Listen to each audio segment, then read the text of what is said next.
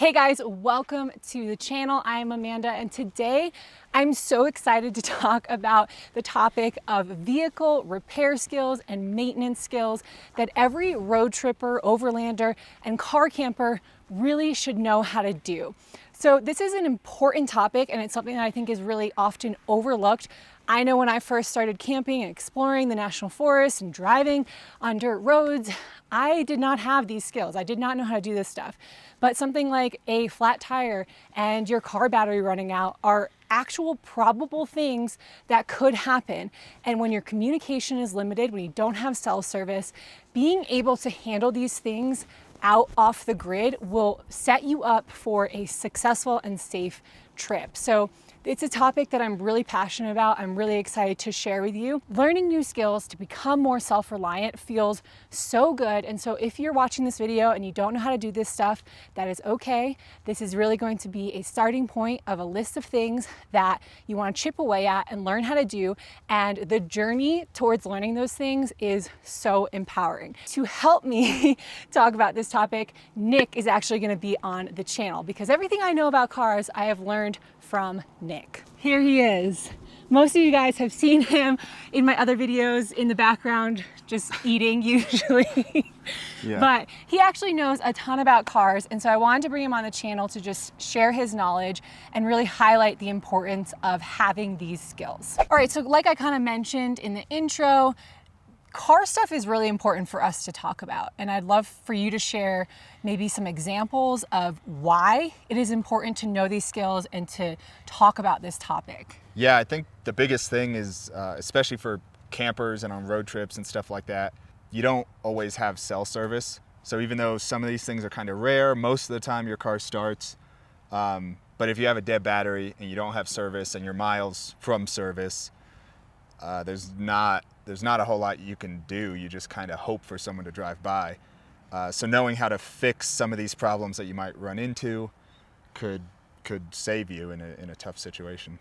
And like the stuff that we're going to talk about in this video are very basic, simple things to do. And we don't want this video to be overwhelming, but like you just mentioned, like a dead car battery is something, like I have friends who went on a backpacking trip, they came out a few days later and their car was completely dead, you know, miles into a national forest with no one else around, no cell service. This happened to us. We went backpacking. We drove for it was probably at least 2 hours into the desert on some BLM land, parked the car, did backpacking for a few days and came out and I had a flat tire on this car. And so these are actual scenarios that we've encountered, friends have encountered, and just knowing these basic skills will help you handle those situations quickly and easily, and then you're off on your way versus you then trying to potentially hike out for miles to get help. It's so much easier just to kind of know how to do these things. So like anything with outdoor travel and just adventuring, proper preparation is going to be key, especially when it comes to maybe even preventing some of the car scenarios that we're talking about. So can you talk a little bit about some of the things that we could be doing to prepare our vehicle for a journey? I think one of the best things is as you learn all these, you start to kind of learn how your vehicle feels, how it sounds, you notice weird smells, stuff like that. So in terms of preparation, I think just kind of keeping that in the back of your mind.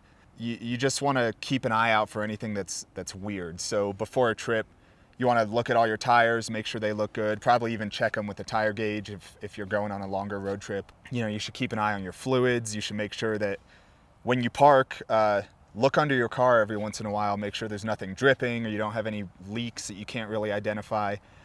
Stuff like that is stuff that gets easily ignored, and then it kind of leads to bigger problems down the road. And it's stuff that you probably could have prevented at home, and it would cause you a lot less trouble. Another important part of proper preparation is, of course, telling people where you're going, who you're going with, what you're doing, when, so the 4 W's, who, what, when, and where, and leaving a very detailed, specific plan with people back at home. So even if you do run into car issues that are maybe out of your skill set that you can't handle, people know where you are, when you're supposed to be back, and if you're not back, something is wrong, right? So that's a big part of it as well. Yeah, I think that's huge. And just being prepared to wait it out for a couple days with extra food and water, and make sure you have your sleeping bag. And this is kind of stuff you'd have with you if you were going camping, but even day to day, I have a extra spare sleeping bag floating around in my truck, and Amanda has one in here, just in case, if we get stuck on a snowy road, we can wait it out and we'll be fine. Yeah, I think the more you can kind of just think through some of these scenarios and prepare is always going to set you up for a more successful, safe trip when you're actually out there. All right, so since we're talking about proper preparation, what are some of the things that we should be kind of aware of and looking at on our vehicles pretty regularly?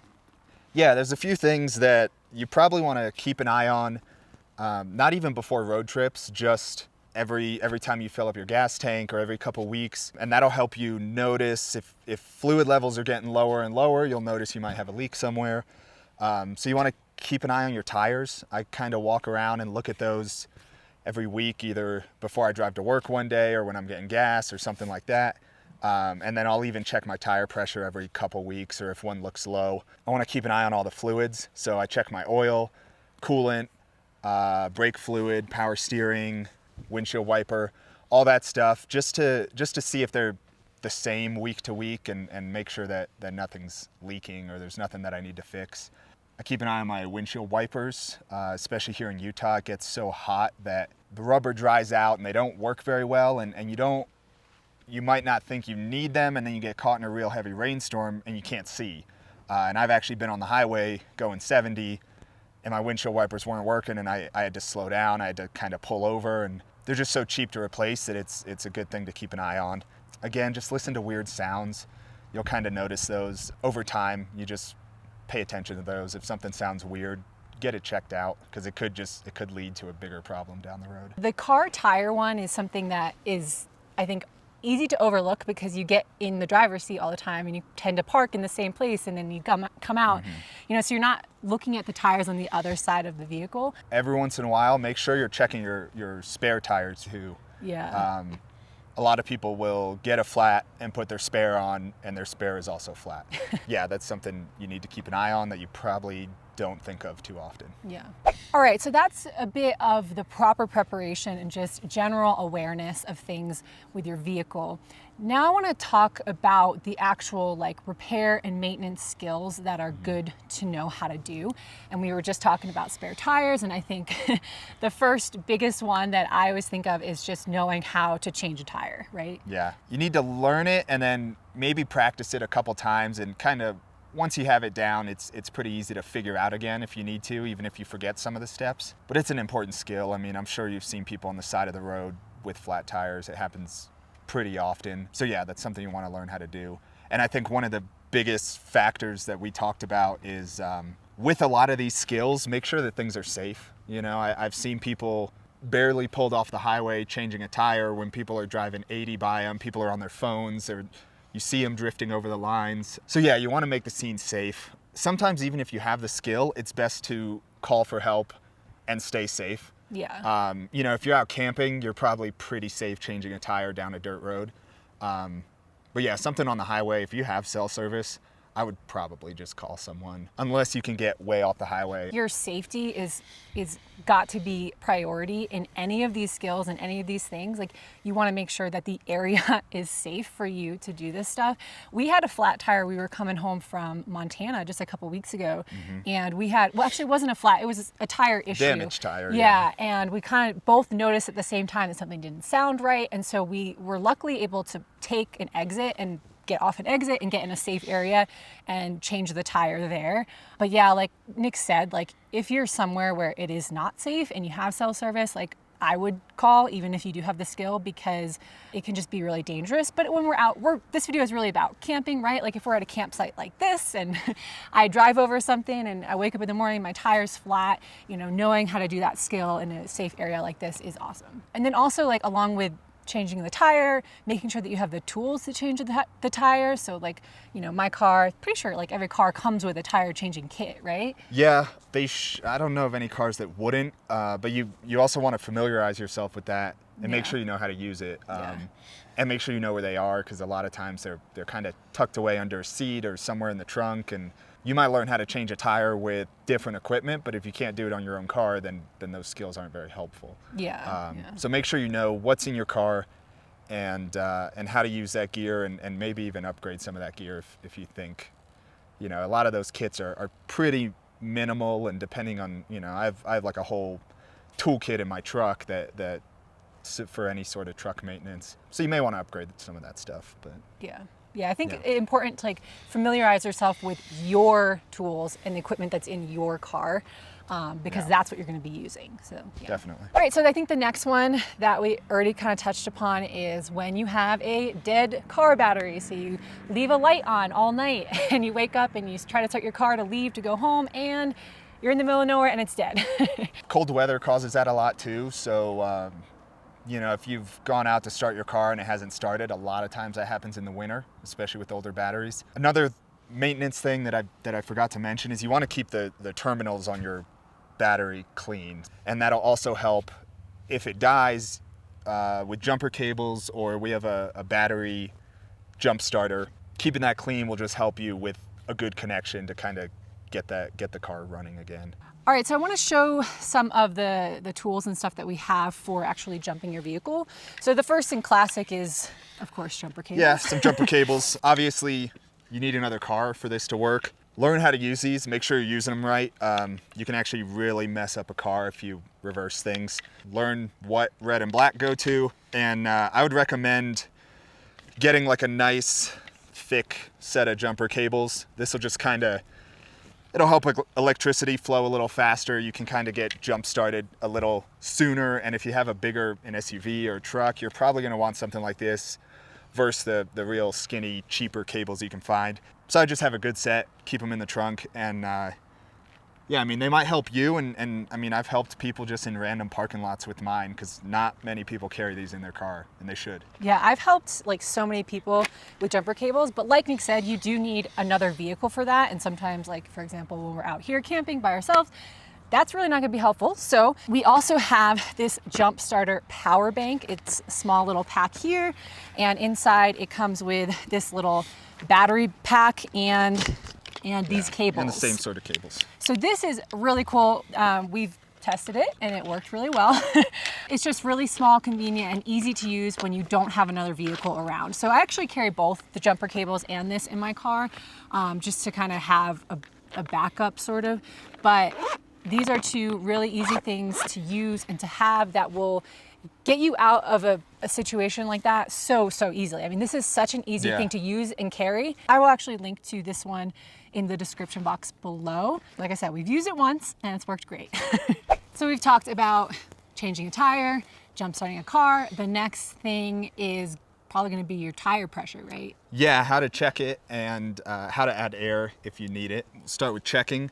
I'm sure you've seen these before. You push this up against the valve and this little thing shoots out. These are super cheap and not very accurate. So I actually always recommend that people spend a couple extra dollars and get a dial gauge. I think these run about $5 or $6 versus $1, but they're way more accurate. There's a little button to let air out if you need to. Yeah, these cheap ones, I use this for like the longest time, and it will give you like totally different results. Sometimes they can be off by like 10, 12 PSI, and they're not even off consistently. They're just not worth it. Get yourself one of these. It's like $2 extra. Yeah. And then if you need to add air, there's a few different ways to do it. A lot of gas stations will have hoses that you'll see running out, and you can use those. Sometimes they take quarters, sometimes they're free. I have a small compressor that I keep in my trunk that's about the size of a little toolbox. That's a great option, but it's kind of pricey. And then another option that's much more affordable is just a good bike pump. This one has a pressure gauge down here. What is it? A Schrader valve is what's on a lot of mountain bike tires. There's Presta valves, but this has both. Yeah, a lot of pumps now do both. But a Schrader valve is the same thing that's on a tire. And then in terms of pressure, a bike pump can definitely handle it. Most road bikes are running at like 60 psi, and most trucks are typically around 35 or 40, something like that. Just swatting a fly. Yeah, there's a fly. Sorry, it was between me and the camera. Yeah, so the bike pump can definitely handle the pressure. The biggest issue you run into is just the volume. You're going to be pumping for a while to fill up a truck tire, but it'll get you there. And if you don't have any other option, at least it works. Yeah, the bike pump is what I keep in my car. If I'm on a road and there's gas stations and stuff, that's definitely where I'm gonna go to put air in my tires if I notice they're a little bit low. But the bike pump is something that I can use in a pinch if I'm out in a place like this. If I put my spare on or something and I notice it's a little bit low, then I can pump air in it. Or sometimes if you have a really slow leak, you could pump air in it and that'll be enough to kind of get you to a gas station or a place where you can get further assistance or help. So I kind of like to just have that in my car for those scenarios. Yeah. One of the other skills you're going to want to have is knowing where and how to check all the fluids and check your windshield wipers, and then how to top those up and replace the wipers. A lot of times you don't need to do a whole oil change, or you might not want to, although I'd recommend learning how to do that because it's fun and you get a little dirty. But you'll probably take your car in to get a lot of those fluid changes. But you do want to know how to top them up if you need to. If your car's older, it might burn a little oil, so you'll notice it gets lower and lower in between changes. You just want to top that up with the right oil just to keep your car running smoothly until you go into your next oil change. And that might be, with an older car, that might be something that you just do often. You just add a little bit of oil every month or something. But then some of those other fluids really shouldn't be changing much. Your brake fluid, your power steering, if those are dropping, you have a leak that you probably need to get fixed. You don't want to really top those off.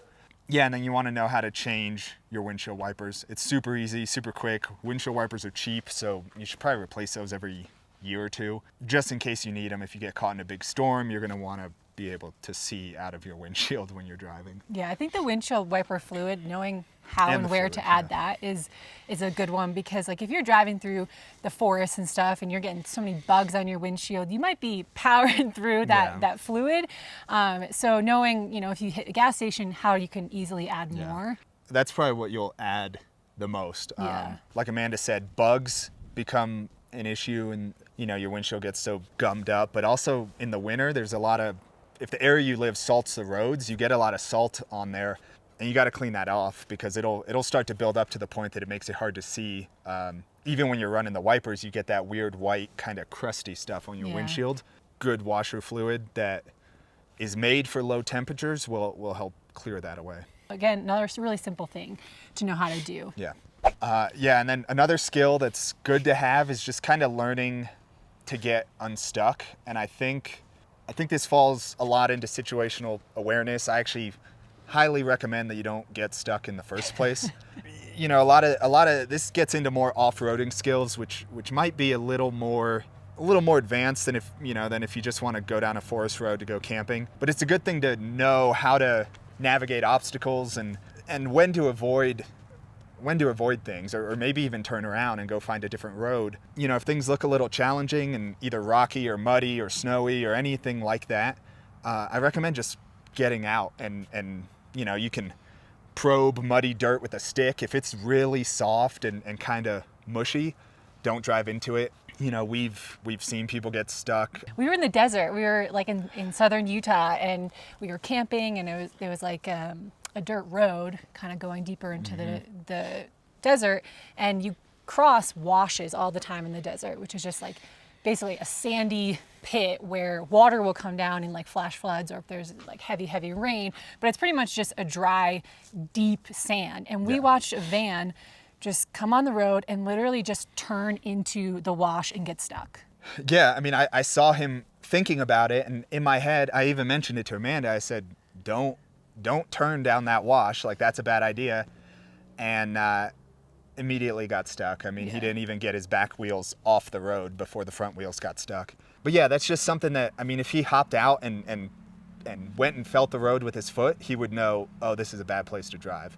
Yeah. So stuff like that it's easy to check if you're unsure. Rocky stuff is another thing that people think that they can just speed over, but rocks can do a lot of damage to the bottom of your vehicle. So that's another thing you're going to want to check, and maybe, you know, if you're camping with a friend, maybe even have a spotter to help you get around some of those obstacles, because it's kind of hard to tell where you're at when you're sitting in the driver's seat. You know, it's hard to tell how close you are to this big boulder over here. So yeah. So I recommend not getting stuck. Yeah, I mean, situational awareness in anything that you do in life is important, but especially, you know, the topic of this video is like the maintenance and repair skills, but I think the underlying theme is really preparedness and situational awareness will either prevent or allow you to handle these situations quickly and easily. I really hope with this video it was like fun to watch and inspired you to kind of learn these things and head down that path, because like I said in the beginning, for me, out of all the things I've learned in life, car stuff has been one of the most empowering things that I've learned. I actually love it now. Like when Nick taught me how to change my oil, I was like elated for the rest of the day. I couldn't believe that I had never done that. And so just these skills are actually really fun to learn because it's something that we interact with every day. We all pretty much drive every day, right? So these are skills that will allow you to become more prepared and more self-reliant, which is so empowering, and that's what I want for you. So thank you, Nick, for sharing your knowledge and experience with us. If you have any questions for us, just comment below.